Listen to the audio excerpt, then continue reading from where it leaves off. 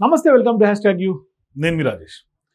సాధారణంగా జరుగుతున్నటువంటి యుద్ధాలకు అనేక కారణాలు ఉంటాయి, దౌత్యపరంగా అనేక కారణాలు ఉంటాయి. కానీ ఇక్కడ ఒక ఆలయం కోసం రెండు దేశాల మధ్య యుద్ధం జరుగుతోంది అంటే వింటానికి కొంత విడ్డూరంగా అనిపిస్తుంది. కానీ ఇది వాస్తవంగా జరుగుతున్నటువంటి పరిణామమే.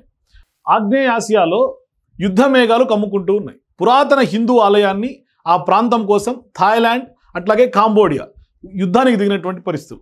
దశాబ్దాలుగా కొనసాగుతున్నటువంటి సరిహద్దు వివాదం కాస్త కొన్నేళ్లుగా ఇరు దేశాల మధ్య ఉప్పు నిప్పుగా ఉన్నటువంటి పరిస్థితుల్లో కూడా కాంబోడియాకు చెందినటువంటి డ్రోన్లు వివాదాస్పద ప్రాంతం మీద సంచరించడంతో ఇప్పుడు అక్కడ తాజాగా అగ్గిరాజుకుంది. ఇరు దేశాల సైన్యాల సరిహద్దుల వెంట పరస్పరం కాల్పులకు కూడా దిగుతున్నటువంటి సందర్భాలు కనిపిస్తూ ఉన్నాయి.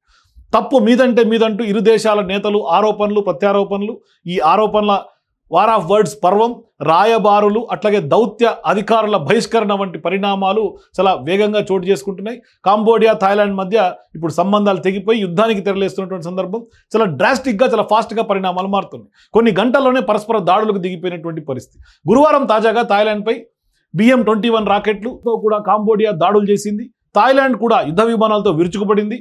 RF-16 యుద్ధ విమానాలతో కాంబోడియాలోని 2 మిలిటరీ స్థావరాలపై కూడా దాడి చేసినట్లు థాయ్ రక్షణ శాఖ ప్రతినిధిగా ఉన్నటువంటి సురసంత్ కాంగ్సిరి ప్రకటించారు. ఇరు దేశాల మధ్య సరిహద్దుల్లో 6 చోట్ల కాల్పులు కొనసాగుతున్నట్టుగా కూడా ఆయన చెప్పుకుంటూ వచ్చారు. సో ఇప్పుడు కాంబోడియా ప్రకటించినటువంటి శతఘ్ని గుళ్లతో సరిహద్దుల్లో కొంత ఏదైతే పౌరులకు సంబంధించినటువంటి ఆవాసాలు కూడా ధ్వంసమైనట్టుగా స్పష్టంగా కనిపిస్తోంది.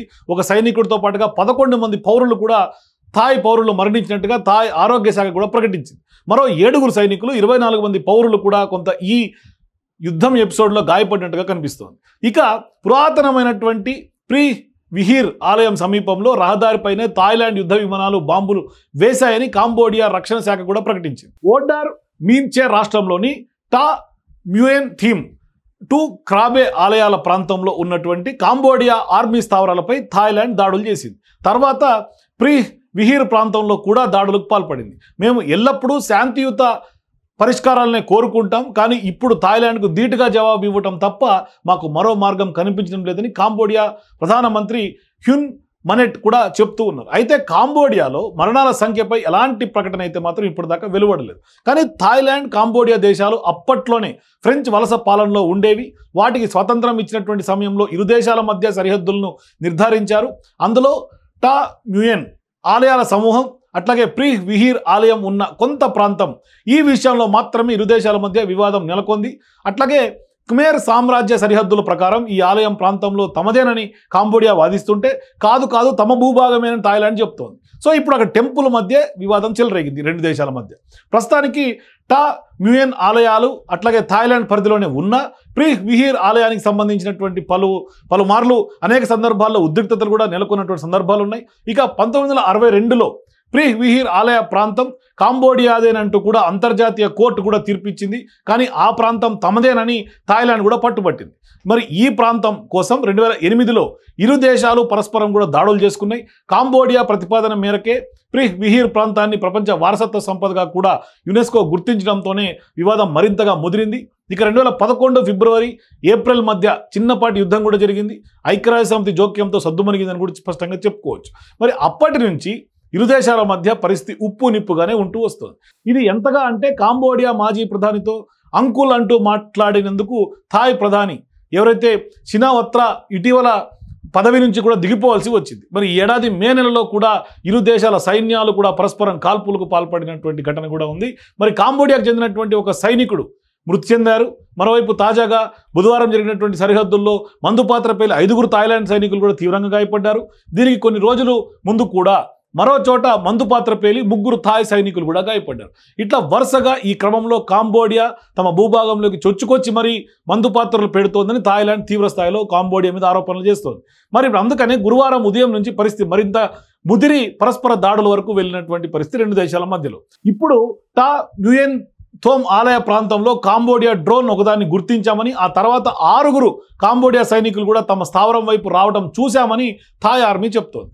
సో ఇప్పుడు థాయ్ సైనికులు గట్టిగా అరుస్తూ హెచ్చరిస్తుండగానే కాంబోడియా సైనికులు కాల్పులు జరపటం మొదలుపెట్టారని స్పష్టంగా ఇప్పుడు థాయ్ పేర్కొంటోంది. మరి ఇప్పుడు అసలు ఈ ప్రీ విహీర్ 9వ శతాబ్దం నుంచి 12వ శతాబ్దం మధ్యలో ఒకటి యశోవర్ధన్, ఒకటో సూర్యవర్ధన్, రెండో సూర్యవర్ధన్ రాజులు నిర్మించినటువంటి శివాలయం ఇది. సో ఇప్పుడు డాంగ్రేక్ పర్వత శిఖరంపై ఉన్నటువంటి ఈ ఆలయంలో శివుడిని శిఖరేశ్వరుడిగా పిలుస్తారు. అంటే సంస్కృతం అంతా కూడా అక్కడ జరుగుతున్నటువంటి సంస్కృతి అంతా కూడా ఖమేర్ లిపిలో ఎన్నో అక్కడ శాసనాలన్నీ కూడా ఉన్నాయి ఇప్పటికి కూడా. అట్లాగే ప్రసాద్ మ్యూయన్ టోట్ అనేది కూడా ఇక్కడ ఇది కూడా శివాలయమే. ఈ టా మ్యూయన్ థోమ్ ఈశాన్య దిశలో 2.5 కిలోమీటర్ల దూరంలో ఉంటుంది. ప్రస్తుతం ఈ ఆలయంలో శివలింగం లేదు. తర్వాతి కాలంలో వైష్ణవాలయంగా బౌద్ధ ఆరామంగా కూడా దీన్ని మార్చేశారు.